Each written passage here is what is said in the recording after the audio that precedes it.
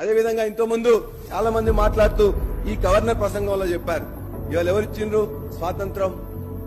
తెలంగాణకు ఇచ్చింది మొత్తం కూడా ఇవాళ కాంగ్రెస్ పార్టీ ఇచ్చింది, లేకపోతే సోనియా గాంధీ గారు ఇచ్చిండ్రు. చెప్పారు వాస్తవం.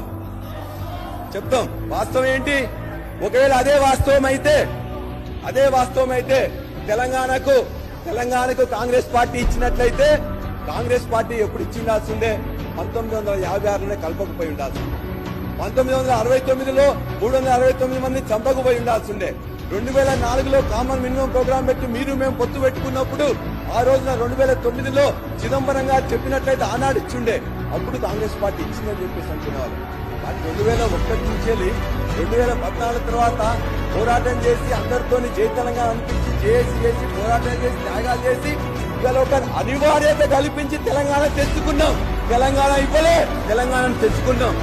అదేవిధంగా